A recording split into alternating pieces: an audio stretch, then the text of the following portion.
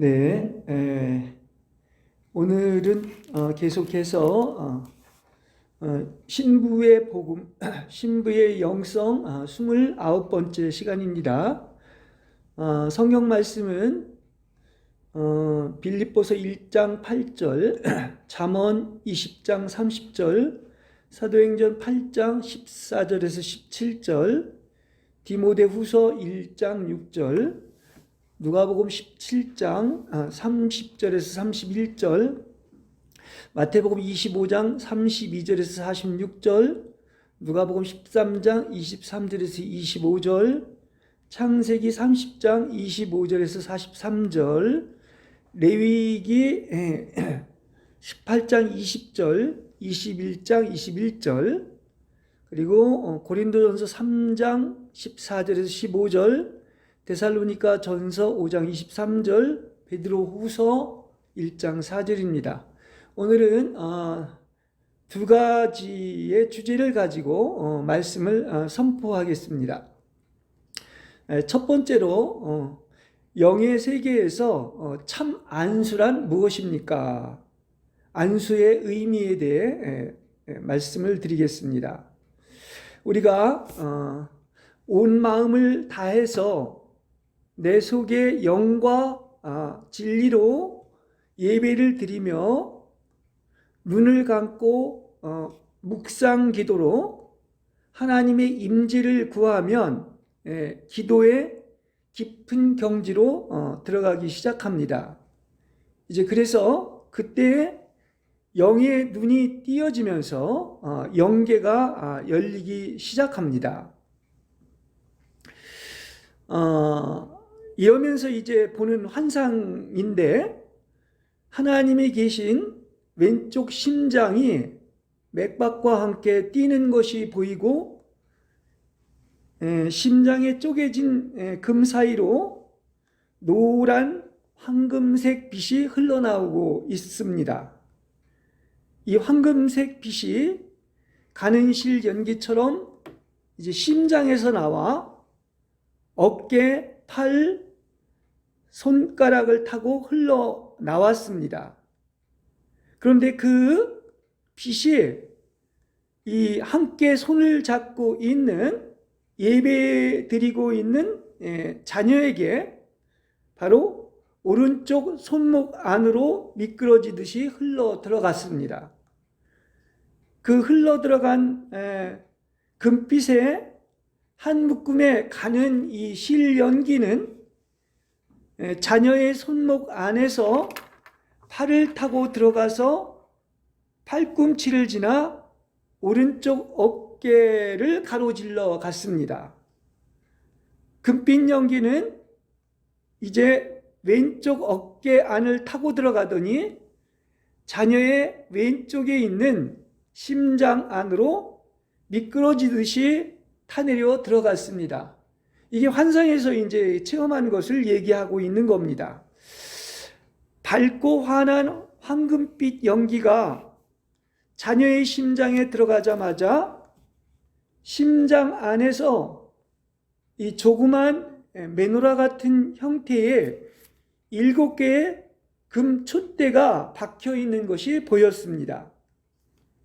그리고 그 가는 금빛 연기가 빛이 박혀 있는 금 촛대의 왼쪽 초에 닿자마자 촛불이 켜지기 시작하였습니다. 그 금색 실 같은 연기는 이제 왼쪽 초부터 오른쪽 초로 옮겨가기 시작하였는데, 그 금색 실 연기가 초에 닿을 때마다 이제 각각의 초에 불이 켜졌습니다.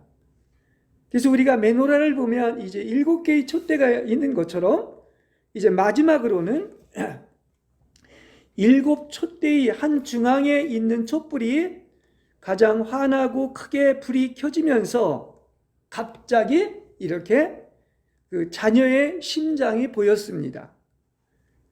그래서 자녀의 심장이 마치 나의 심장처럼 쪼개어진 금 가운데로 밝은 황금색 빛이 새어 흘러나왔습니다. 이것은 그 한 어머니가 이렇게 자녀를 사랑하는 심정으로 손을 잡고 기도하다가 이렇게 심장에서, 다시 말하면 나의 심장에서 자녀의 심장으로 이렇게 빛이 전해진 간증을 이야기하고 있는데, 바로 이것이 울면서 자녀의 손목을 잡고 예배드리며 묵상 기도로 하나님의 임재를 구하고 있을 때 일어난 체험입니다.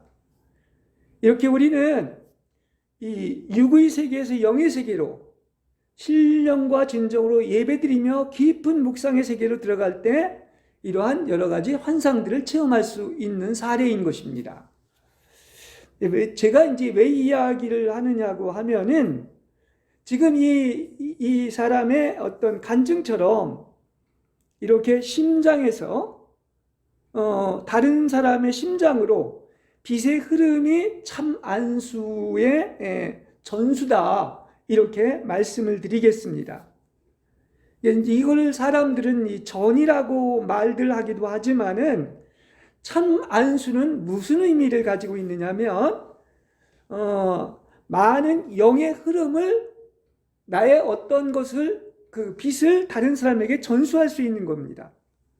우리가 영으로 난 것은 영이라고 했는데, 이 말은 하나님의 성령이 나의 영에 들어와서 나의 영을 적시는 것을 말하고 있죠. 이게 이제 거듭남인데, 이렇게 한 사람의 영이 안수를 통하여 다른 사람에게로 영이 흐르는 것이 바로 참 안수의 의미인 것입니다. 그런데 이 세상에서는 참 안수를 하는 자도 받는 자도 그 숫자는 희귀하다 말할 수가 있겠습니다. 안수할 때 나의 영을 주기도 하며 은사를 선물로 주기도 합니다. 그러나 이것은 아주 그 어떤 참된 안수는 드물다 얘기를 할 수 있습니다. 이 성경에는 이러한 사례들이 나오는데, 사도행전 8장 14절에서 17절에 보면은 이제 두 사도인 베드로와 요한이 이 사마리아로 보내져서 그들이 성령을 받도록 그들을 위해서 기도했습니다. 그러니까 이 사마리아인들은 침례는 받았지만 아직 성령을 받지 못한 거예요. 그래서 베드로와 요한이 그들에게 안수하자 그들이 성령을 받았습니다. 할렐루야. 이게 성경 사도행전에서 나오지 않습니까? 네. 그래서 이렇게 두 사도가 안수함으로써 사마리아인들은 이렇게 그리스도의 몸 안으로 이끌려졌고, 성령께서 그들 위에 내리셔서 성령 안에서 하나가 된 것이죠. 네. 그래서 우리가 보면은 이 베드로를 통하여 유대인들에게도 성령이 또 내려졌었고, 또 이방인에게도 이렇게 성령이 내려지는 것을 알 수 있지 않습니까? 네. 또 안수에 관련해서 디모데후서 1장 6절에서 이렇게 얘기합니다. 바울이 나의 안수를 통하여 그대 안에 있게 된 하나님의 은사를 부채질하여 불타오르도록 하십시오, 이렇게 얘기하고 있습니다. 이 말은 바울의 안수를 통하여서 디모데에게 그 하나님의 은사가 전수되었고, 그래서 은사가 있게 되어 이것이 더욱더 불타오르게 하라고 말하고 있는 것입니다. 예. 그러니까 안수를 통하여 안수하는 사람 속에 있는 것이 안수받는 사람 속에 전이 되는 것이다 말씀을 드릴 수가 있는 것입니다. 자, 이것이 참된 안수예요. 그러니까 안수를 많이 하면 좋겠지만 이게 어떻습니까? 참된 안수가 그만큼 희귀하고 드뭅니다. 왜냐? 그건 안수하는 사람이 정말 그만큼 영이 깨끗하고 맑고 어떤 신부의 영성을 가지고 있어야지만 참된 안수가 될 수 있다는 얘기 있죠. 예.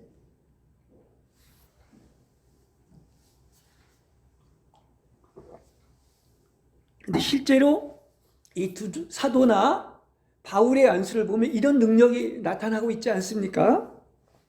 그러면 지금 이 참된 안수가 있다고 했기 때문에 가짜 안수가 있는 거예요. 그러니까 참되지 않은 안수도 많이 있다는 사실인 것입니다. 뭐 사도들이 이렇게 손만 대도 능력이 나갔다고 했지만은 그러면 얼마나 좋겠습니까? 손을 대는 것만으로 다 능력이 나가는 것은 아닙니다. 오히려 반대로 세상의 영으로 가득 차 있는 그 어떤 목회자의 안수로부터 악한 영들을 전수받을 수도 있다는 사실이에요. 예. 저번에도 한번 그 안수에 대한 것을 잠깐 언급을 했었는데, 이 부흥회에서 하는 안수 기도들이 만일에 그 안수하는 사람이 그 혼탁한 영이나 악한 영을 가지고 있다면 그게 전수가 되는 것이지요. 예. 그래서 이것을 알 수 있는 가장 확실한 방법은 열매를 봐야 되는 겁니다. 열매. 예. 많은 축사 사역이나 안수로 병을 고친다고 하지만 이것은 깨끗지 않은 다른 영이 전이될 수도 있다는 사실이에요. 세상적으로는 명성이 있고 알려져 있으나 이렇게 중심이 자기 영광을 구하는 자들의 안수는 세상의 영을 전수하는 거예요. 그래서 안수받고 악한 영들을 전수받기보다는 차라리 그런 것들은 안수를 받지 말아야 되는 것이죠. 근데 우리는 너무 쉽게 무슨 부흥회에서 안수를 남용하고 있다는 사실이에요. 속이 깨끗지도 않으면서 다른 영을 가지고 있으면서 안수하면 안 되는 것입니다. 깨끗하고 아름다운 신부의 영성을 지니고 있는 이 목회자에게서 받는 기도나 안수는 가한 것이지요. 근데 우리는 분명히 또 그걸 알아요. 항상 우리에게서 진정한 뭡니까? 멘토는 사람이 아니라 바로 예수님인 겁니다. 이걸 항상 마음속에 명심해야 돼요. 지금은 성령의 시대이기 때문에 이렇게 중보자 없이 은혜의 보좌 앞에 담대히 나아가 그분의 인도를 받을 수 있는 시대인 것입니다. 예. 그리고 안수하는 사람은 이런 자세를 가져야 됩니다. 이 깨끗한 영을 가진 목회자, 하나님의 종은 그 안수를 어떤 자기의 영광을 위해서 사용하는 것이 아니라 바로 안수를 통하여 내가 아닌 그리스도, 다시 말하면 영의 흐름을 전수하고 특히 사랑하는 자녀들에게 이렇게 유업을 물려주고 언제든지 예수님이 나의 때를 알려주면 내게 있는 편하고 익숙해진 모든 것들을 다 내려놓고 항상 떠날 준비를 하고 살아야 되는 것입니다. 나에게 가장 소중한 것이 있다면 그것을 물려주고 싶지 않습니까? 그렇죠? 네. 또 사랑하는 어떤 자녀에게 신앙의 유업을 물려주는 것처럼 말입니다. 그래서 주님이 이렇게 파루시아 재림하시고 휴거되면 땅에 있는 것들을 다 내려놓고 우리는 헐헐헐 떠날 준비를 하고 살아야 되는 것입니다. 이게 참된 종의 자세인 겁니다. 예. 이렇게 주님이 오실 날이 가까웠을 때 이런 말씀이 있잖아요. 마태복음 24장 17절 18절에 보면 지붕 위에 있는 사람들은 집에서 물건을 꺼내려고 내려가지 말며 밭에 있는 사람은 겉옷을 가져오려고 뒤돌아서질 마십시오. 이렇게 얘기합니다. 지금 주님이 오실 날이 급박한 상황에서 이런 준비를 하고 사는 것이 참된 종들입니다. 예. 우리가 이 말세의 특징이 바로 언제를 얘기하냐면 우리가 그 소돔과 고모라 때와 같다. 노아의 홍수 때도 그렇고요. 그래서 우리가 휴거를 얘기할 때 그 휴거를 생각할 때 누구를 생각하라고 하느냐? 누굴 보면 안다고 그랬냐면 롯의 아내를 생각하라고 누가복음에서 분명히 이야기하고 있습니다. 왜 롯의 아내가 휴거의 기준이 될까요? 이 천사가 와서 분명히 그 명령을 했지 않습니까? 땅에 속한 물질적인 것들은 뒤돌아보지도 말고 그 음행에 빠져 색다른 육체를 따라가지 말라고 이렇게 천사들이 명령을 했습니다. 그런데 이렇게 반강제적으로 그 소돔에서 나왔지만은 어땠느냐? 그 롯의 아내는 머뭇거리면서 돌아보지 말라고 하는 그 세상을 뒤돌아본 거죠. 그래서 노아의 때나 소돔과 고모라 때 항상 완전히 사고 팔고 입고 먹고 마시고 집 짓고 세상에 완전히 빠져 있는 걸 얘기하는 거예요. 세상을 뒤돌아보지 말라는 얘기인 것이죠. 예. 그러니까 이 세상을 뒤돌아봤다고 하는 것은 이게 바로 뭐냐? 휴거되지 못한다는 것을 뜻하고 있는 거예요. 그래서 하나의 그 모델 케이스가 된 겁니다. 그러나 휴거를 준비하고 사는 신부는 항상 떠날 준비를 하고 살아야 하는 것입니다.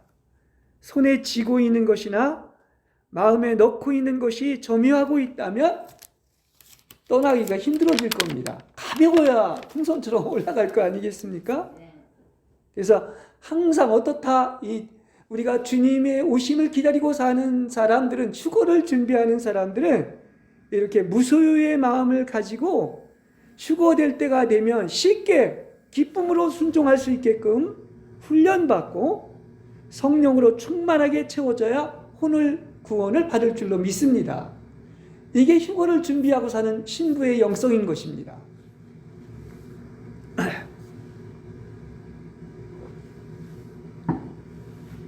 자, 그 다음 두 번째, 양과 염소를 구별하는 법입니다. 그냥 뭐 분명히 얘기를 하죠. 하나님의 영이 거하는 자들이 양들이고요, 원수의 영이 거하는 자를 염소라고 말을 할 수가 있습니다. 그런데 그 양임에도 불구하고 또 그렇지 못한 자들이 있는 거예요. 양임에도 불구하고 원수의 영과 짝하고 세상의 신에 속아 짐승같이 살고 주님을 배반하고 원수의 영과 영적인 간음을 한 고멜과 같은 존재로 살아갈 수 있다는 거예요. 양 중에서도. 네. 그래서 예수님의 양들이 삶이 괴로워 신음하면서도 회개하지 않고 예수님께로 돌아오지도 않는 것입니다. 사망의 넓은 길 위에서 멈출 수 없는 걸음걸이를 재촉하고 있는 것입니다. 이게 세상과 세상신과 짝이 됐다는 얘기인 거예요. 세상을 뒤돌아보지 말라고 그랬는데, 그러면서도 예수를 믿으니 천국 간다고 하는 것은 이게 원수의 영에 속아서 착각을 하고 있다는 사실이에요. 누가복음 13장 23절에서 25절에는 이제 그 어떤 좁은 문을 통하여 좁은 길을 가라는 얘기가 나오는데, 그 앞에 것들을 보면 아마 예수님이 메시지를 전하면서 계속 나는 십자가에서 죽을 것이다. 그러니까 너희들도 반드시 날마다 자기를 부인하고 자기 십자가를 지고 혼생명을 잃어야 된다, 이렇게 말씀했습니다. 그러니까 예수님이 계속 그런 말씀을 하시기 때문에 그 누가복음 13장 23절에서 25절에 보면 어떤 사람이 예수님께 주님, 구원받는 사람의 수가 적습니까? 이렇게 물어보죠. 그때 예수님께서 말씀하십니다. 좁은 문을 통해 들어가기를 힘쓰십시오. 내가 여러분에게 말합니다. 많은 사람이 들어가려고 하겠지만 들어가지 못할 것입니다. 집주인이 일어나 문을 닫아버리면 여러분이 밖에 서서 문을 두드리며 주인이 우리에게 열어주십시오라고 하여도 주님은 내가 너희를 알지 못하며 어디서 왔는지도 알지 못한다고 할 것입니다. 이렇게 얘기하고 있습니다. 그러니까 마태복음보다 더 구체적으로 얘기를 하고 있어요. 마태복음에도 똑같은 얘기를 하고 있지만 누가복음에서는 어떻다? 들어가기를 힘쓴다 할지라도 이렇게 들어갈 수가 없다. 이렇게까지 얘기를 하고 있습니다. 이 말은 이제 두 종류가 있다는 거예요. 들어갈 수 있는, 좁은 문과 좁은 길을 통하여 들어갈 수 있는 사람이 있고, 들어가기는 마음에 원한다는 거예요. 그렇지만 문을 한번 닫고 나면 들어가지 못한다는 이런 구분을 얘기해 주고 있습니다. 그러니까 이렇게 믿는 이가 둘로 나누어지는 거예요. 다시 말하면 좁은 문으로 들어가서 협착한 길을 가는 사람이 있고, 넓은 문을 통해 넓은 길을 가는 사람이 있다는 얘기예요. 근데 분명히 뭡니까? 좁은 문을 통하여 좁은 길을 가는 사람은 아주 소수고, 넓은 문을 통하여 넓은 길을 가는 사람은 아주 많다고 얘기하는 거예요. 반대가 돼야 되는데, 그렇지 않습니까? 근데 이건 예수님이 하신 말씀이에요. 예수님이 적다면 적은 거예요. 많다면 많은 것입니다. 그렇죠? 그래서 실제 많은 사람이 다 천국에 들어가기를 원하는데 아까 그랬죠? 많은 사람이 마귀의 영에 속아서 착각을 한다. 그러니까 진주문 안으로 들어가기를 구하는 자는 많지만 실제 들어오는 자는 아주 적다는 얘기인 것이죠. 그러니까 마귀한테 속지 말라는 얘기인 것입니다.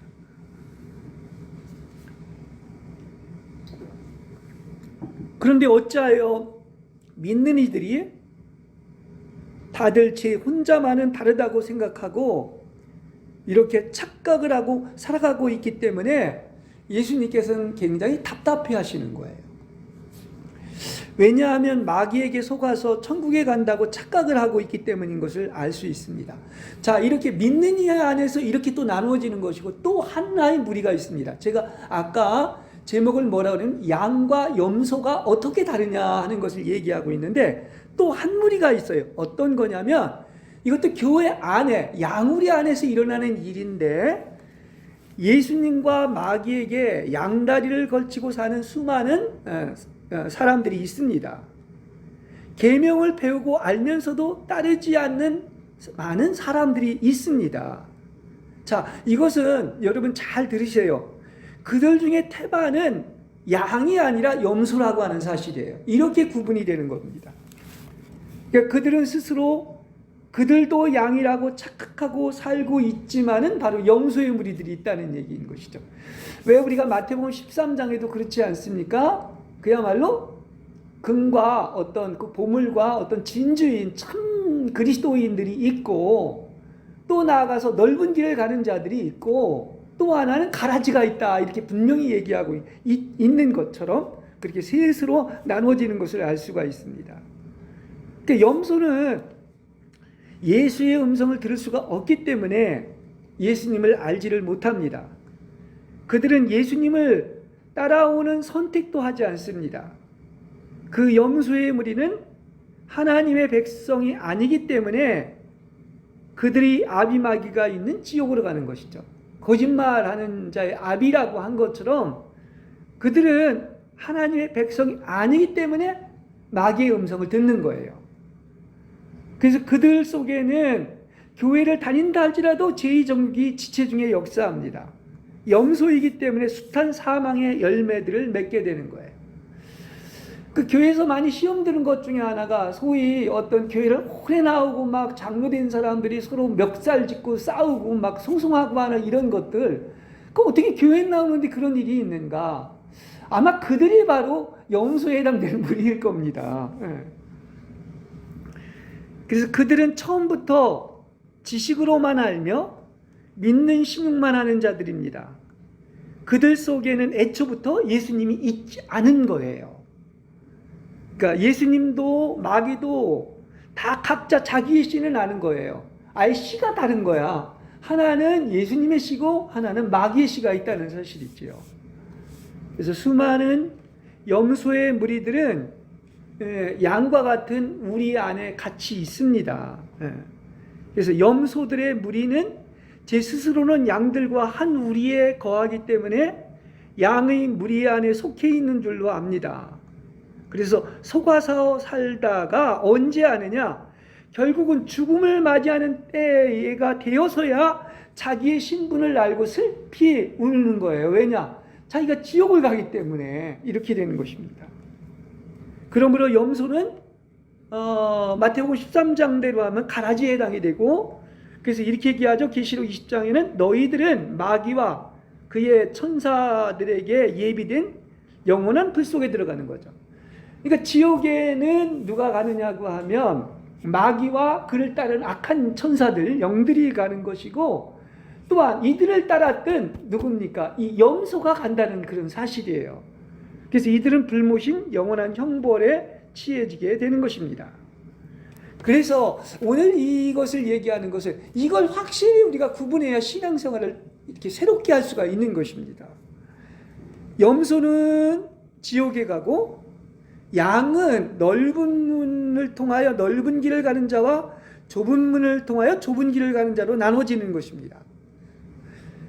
그것이 누가복음 14장 35절에서는 좋은 땅인 천국에 들어가는 자와 거름인 지옥에 가는 자와 맛을 잃은 소금은 천국도 아니고 지옥도 아닌 이 좋은 땅에도 걸음에도 쓸데없이 버려진 자들이 있는 것인데, 이게 바로 천국 밖에 제3의 장소를 이야기하고 있는 것입니다. 그래서 우리가 이것을 분명히 구분할 줄 안다면 우린 당연히 어디에 서야 되겠습니까? 어떠한 대가를 치르더라도 맹렬히 천국을 탈취해야 될 줄로 믿습니다. 그러니까 지금까지 신앙생활이 그냥 미지근하게, 그야말로 그냥 은혜로 구원받은 것이 아니라 신앙생활의 패러다임이 뭘로 돼야 된다? 좁은 문을 통과해서 좁은 길을 가서 그 상을 받는 것으로 완전히 바뀌어야 되는 거예요. 신앙생활의 패러다임이 바뀌는 겁니다. 예.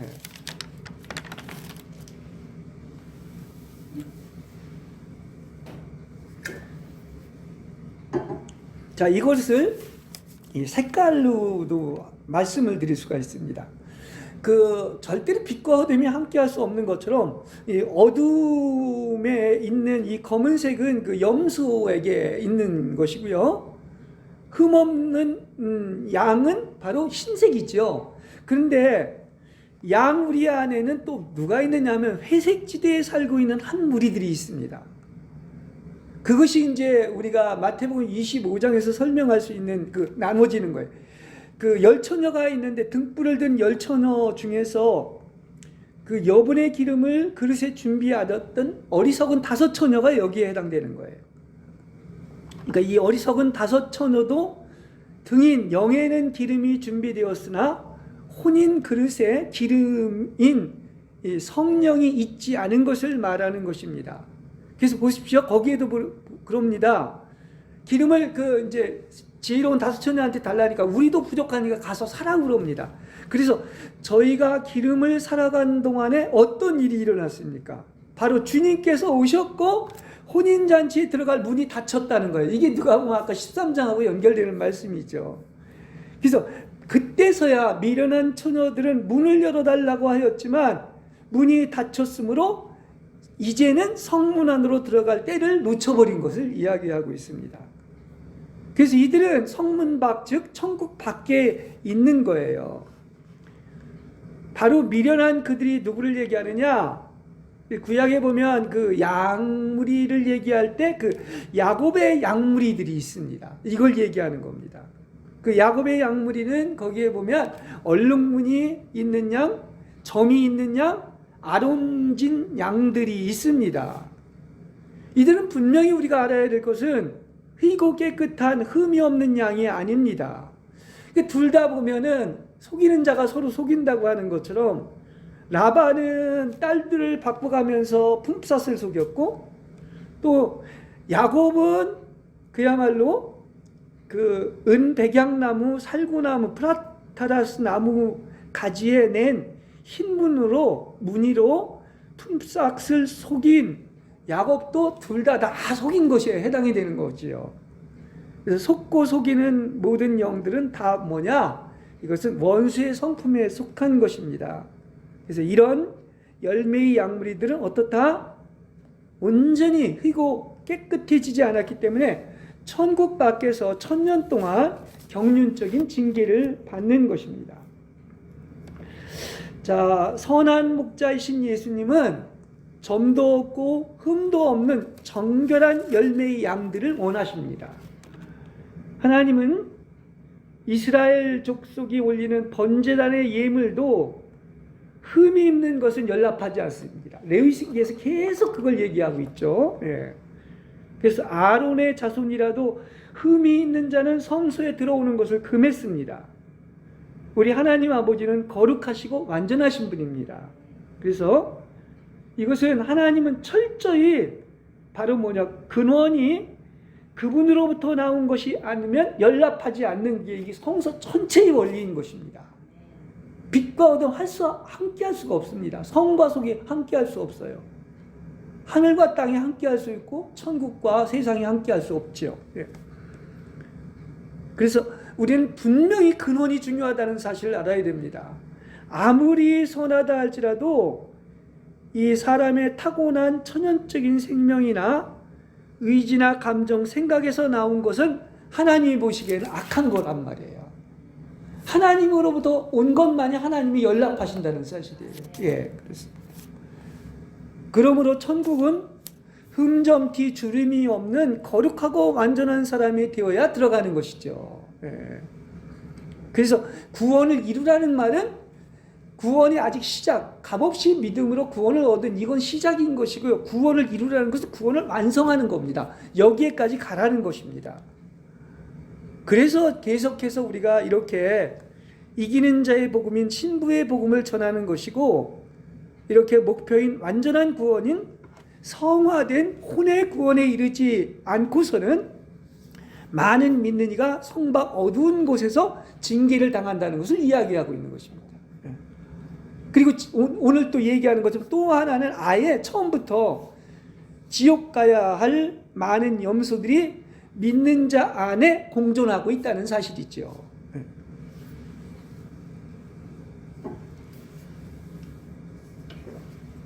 천국은 마음만으로 가는 것도 아니고, 아까도 그랬죠. 다 천국 가기를 원한다. 그렇지만 문이 닫히면 못 들어간다고 그랬습니다. 그래서 천국은 그래서 얘기한 거예요. 맹렬한 사랑으로 탈취한 사람만이 들어가다. 천국은 침노를 당한다고 하는 말이 그 말이에요. 예. 다시 말해 힘을 다해 대가를 치르고 빼앗지 않으면 천국에 들어가지 못한다는 것이죠. 예. 그 레위기는 계속 성별되는 것을 얘기하고 있습니다. 성별은 하나님 아닌 것들이 조금 더 거기에 섞여서는 안 되는 것이죠. 그래서 18장 20절에 보면은 너희는 어떠한 것이든 흠이 있는 것을 바쳐서는 안 된다고 얘기했고, 21장 21절에서는 제사장인 아론의 씨 가운데 몸에 흠이 있는 사람은 누구도 여호와의 화제물을 바치러 가까이 와서는 안 된다고 이야기하고 있는 것입니다. 그래서 이게 그 양들이지만 이 야곱의 양무리가 있다는 사실에 교회 안에는, 그래서 이들은 수많은 잘못을 저지를 때 가끔씩은 회개를 합니다. 간혹 죄와 대항하며 살기도 합니다. 그러나 차지도 않고 더럽지도 않은 믿음의 소유자들로서 이렇게 그런 상태로 마지막을 맞는 사람들을 얘기하고 있는 것이죠. 바로 이것이 그릇에 기름을 준비하지 않은 바로 미련한 처녀를 얘기하는 거예요. 예. 그래서 이들은 예수님의 이름을 믿기에 지옥인 유황불은 면하지만은 캄캄한 성 밖으로 가는 거예요. 이게 이제 고린도 그 전서 3장에 얘기하는 것처럼 이제 심판의 날이 오면 공력을 불에 태워보는데, 이 집과 나무와 집으로 건축한 것은 그걸 타버리기 때문에 바로 부끄러운 구원을 받는 게 여기에 해당이 되는 겁니다. 그러므로 거룩한 진주문 아는 참된 회개와 회개에 합당한 열매를 맺는 신부들이 들어갈 수가 있는 겁니다. 왜냐하면 참된 회개를 통하여 모든 죄가 사함받고 깨끗해진 자들이기 때문인 것입니다. 그러니까 우리는 이걸 안다면 우리는 하나도 남김없이 뼈를 깎는 심정으로 회개하는 여러분이 되시길 바랍니다. 자, 여기 야곱의 양무리가 하는 착각은 하나님의 계명을 지키며 살지도 않는 자들이 그냥 아무런 공로도 없이 진주문 안으로 들어올 것이라고 믿고 사는 것입니다. 엄밀히 보면 야곱의 양무리들은 예수님을 잘 모릅니다. 예수님의 성품도 잘 모릅니다. 그분이 무엇을 기뻐하고 슬퍼하는지도 잘 모릅니다. 그리고 예수님이 무엇을 좋아하고 싫어하는지도 잘 모릅니다. 그분이 무엇을 사랑하며 무엇 때문에 분노하는지조차 잘 모릅니다. 예수님에 대한 관심이 없고 그냥 자기 방식대로 신앙생활을 하는 것입니다. 그래서 이게 중요한 거예요. 이게 그 머리가 아닌 영과 영의 접촉이 진정으로 있어야 된다고 하는 것은 그야말로 예수님과 영과 영의 접촉이 있어야만이 그분의 성품을 알기 때문인 것입니다. 그렇죠? 예. 그래서 심장 안에서 예수의 마음을 만지지 못했기 때문에 예수님의 성품에 대해서 알지 못하는 것입니다. 왜 우리가 한번 우리의 영이 하나님의 영을 접촉하는 것이 중요한 것이냐, 이게 가장 중요한 것이냐, 지식으로 아는 게 중요한 것이 아니라 그만큼 우리는 점점 더 성화돼 가는 것이죠. 완전해져 가는 거예요. 이게 이제 그 영과 영의 접촉이 일어나는 만큼 한 몸 되는 것이고, 그것이 중요한 것인데, 이렇게 완전한 생은 바로 무엇입니까? 시작도 아니고 중간에 머무는 것도 아니에요. 진행도 아닙니다. 완전히 목적지까지 이른 것을 이야기하고 있는 것입니다. 근데 많은 믿는 이들이 보면 지금 그 어떤 마태복음 7장에서도 예수님의 이름으로 예언도 하고 병도 고치고 귀신도 쫓아냈다고 하는데 다 천국에 관심은 가지고 있단 말이에요. 근데 우리가 보면 많은 사람들이 어떻습니까? 이 권능과 은사와 기적을 보면 막 손뼉을 치고 그걸 좋아하고 따라다닙니다. 그렇지만 분명히 본문에서 얘기하는 것처럼 천국은 이런 것들로 얻어지는 게 아니라는 거예요. 그죠? 주의 이름으로 주여 주여 하고 그런 기적들을 행했지만 그건 천국 못 간다고 분명히 이야기하고 있습니다. 그러니까 중요한 것은 우리는 은사를 굉장히 귀하게 여기죠. 뭐 환상을 보고 막 하늘문이 열리는 것도 귀한 것이지만 그러나 그 자체가 아니라 바로 그 은사를 주신 분이 누구다? 예수님인 거예요. 그러니까 그분 자신과 하나 되는 체험을 가져야 되는 거예요. 이게 가장 중요한 것입니다. 예. 그래서 원함은 있으나 예수 그리스도에 대해서는 관심이 없고 예수님에 대한 지식은 있으나 그분 자체를 알지 못합니다. 그래서 이들은 성 밖으로 가 있기 때문에 이제 성 안에 들어오려면 많은 불의 연단을 받아야 되는 것입니다. 그리고 이곳을 다스리는 그분의 종인 천사들이 있다는 사실이에요. 그래서 성 밖에 있는 자들이 이렇게 믿음으로 값없이 구원은 받았지만 이렇게 불을 통과하여 받은 것처럼 부끄러운 구원을 받은 겁니다. 그래서 1000년 동안 성 밖에서 이렇게 정화인 불의 연단을 다 받은 후에야 이렇게 거룩한 무리인 성도라는 인정을 받은 후에 천국 진주문 안으로 입성하게 되는 거예요. 이게 드디어 천국 진주문 안으로 입성되는 과정이지요. 그러니까 반드시 어떻게 됩니까?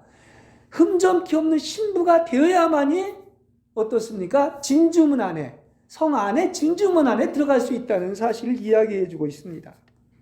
자, 마지막 결론을 냈습니다.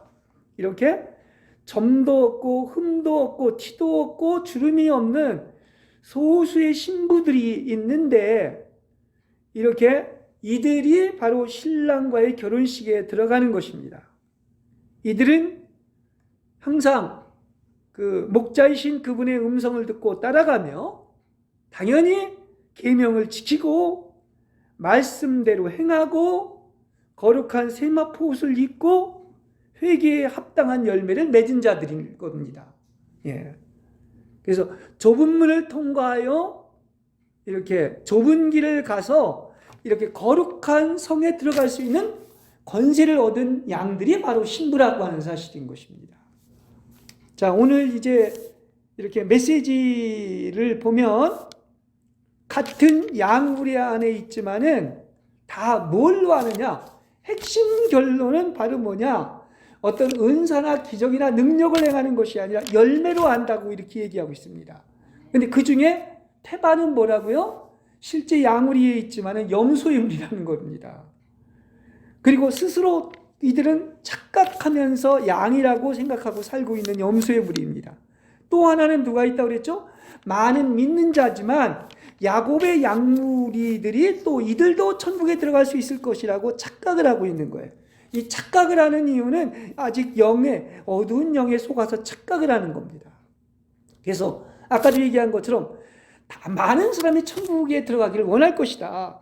그럼 들어가기를 원해도 문을 닫아버리면 들어갈 수가 없다고 얘기를 하는 거예요. 이래서 구분을 하는 것입니다. 자, 소위 우리가 이게 이제 영적인 세계를 볼 수 있는 안목이 있어야 되는데 많은 어떤 부분이 겉에 드러나는 부분이에요. 권능이 있고 은사와 기적을 행하고 소위 이름난 명성이 있다고 마음으로 원한다고 천국에 들어가는 것이 아니라는 사실을 얘기해 주고 있습니다. 오직 한 가지 마지막 결론은 다 뭐냐? 성경에서는 뭐를 보면 한다? 열매를 보면 안다고 그랬어요. 핵심은 열매입니다. 그러니까 열매가 무엇입니까? 그냥 간단하게 얘기한다면 자아가 파쇄되고 신의 성품인 신성한 본성에 동참하는 거예요.